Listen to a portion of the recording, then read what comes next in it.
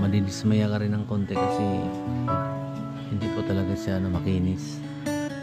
So kahit 2018 model na siya, pero yung dating mayari siguro medyo hindi maalaga rin siguro yung pinaka owner na yung first owner ba, kasi hindi ko naman alam nung second owner yung pinagbilhan ko, yung taga rito lang di Santa Rosa, gaano katagal sa kanya, kasi hindi naman niya dinisclose sa akin kung ilang years sa kanya to.